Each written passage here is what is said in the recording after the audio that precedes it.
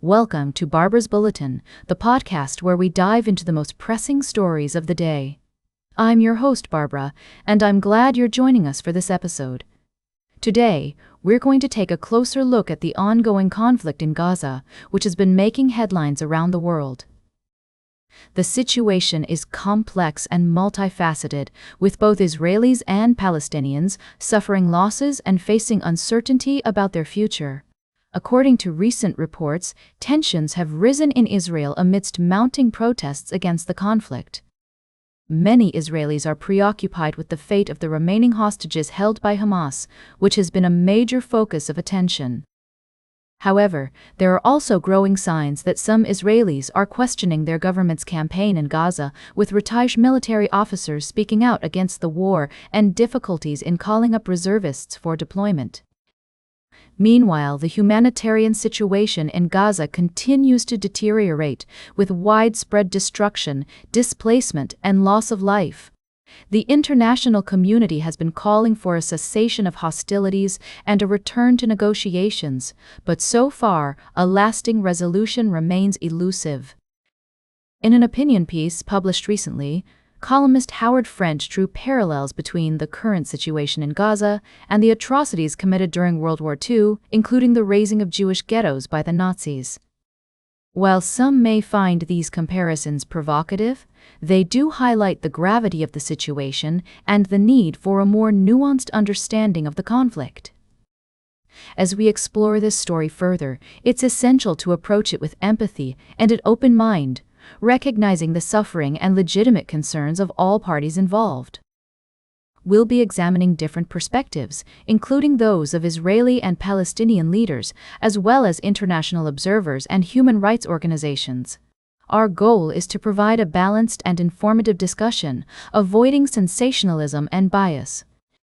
By doing so, we hope to contribute to a deeper understanding of this complex issue and encourage constructive dialogue about possible solutions. We'll be right back with more of today's top news on Barbara's Bulletin. Welcome back to Barbara's Bulletin. We're diving into the complex world of Middle Eastern politics, where a recent development has sent shockwaves throughout the region.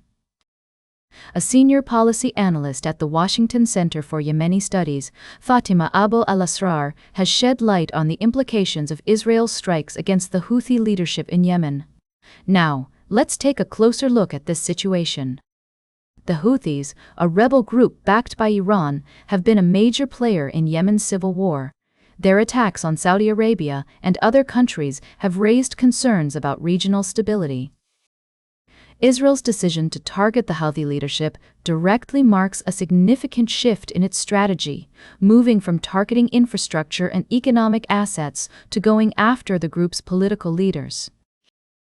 This move has sparked a range of reactions, from condemnation by Iran and Hezbollah to tacit acceptance by some Yemenis who see the Houthis as oppressors. The question on everyone's mind is, what does this mean for the future of the region? Will it lead to further escalation, or could it potentially pave the way for a new era of diplomacy? It's essential to consider multiple perspectives here.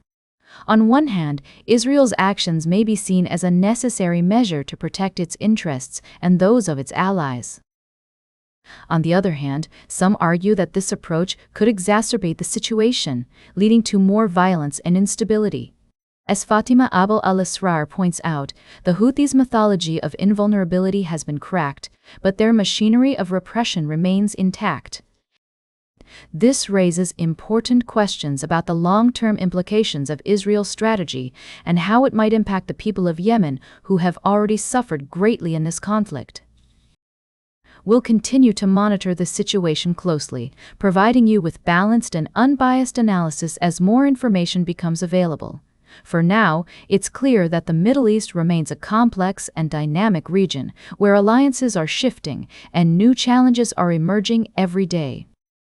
Stay tuned for our final story of the day, right here on Barbara's Bulletin. Welcome back to Barbara's Bulletin. As we wrap up today's show, I'd like to bring your attention to a significant development in the world of trade policy. The Trump administration has taken its fight over tariffs to the Supreme Court, asking the justices to rule on the president's power to impose sweeping import taxes under federal law.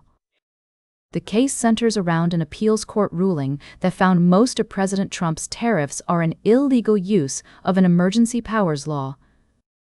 The administration is seeking a reversal of this decision, arguing that it has the authority to regulate imports during emergencies without explicit limitations.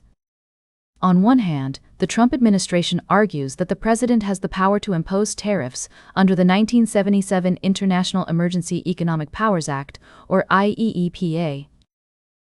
They claim that this law allows the president to take swift action in response to national emergencies, including those related to trade. On the other hand, critics argue that the Constitution gives Congress the power to impose taxes, including tariffs, and that the president's actions are an overreach of executive authority. Small businesses and industries affected by the tariffs have also spoken out against the policy, citing the harm it has caused to their operations and the uncertainty it has created. As this case makes its way through the Supreme Court, it's essential to consider the potential implications for the U.S. economy, global trade relationships, and the balance of power between the executive and legislative branches. The court's decision will have far-reaching consequences, regardless of which side prevails. It's also worth noting that the Trump administration has used tariffs as a tool to pressure other countries into accepting new trade deals. While some argue that this approach has been effective in achieving certain goals, others contend that it has led to retaliatory measures and damage to international relationships. As we await the Supreme Court's decision, it's crucial to stay informed about the developments in this case and its potential impact on our economy and global trade landscape. We'll continue to follow this story and provide updates as more information becomes available. That's all for today's Barbara's Bulletin. Remember to like, share, and subscribe, and until next time, stay engaged.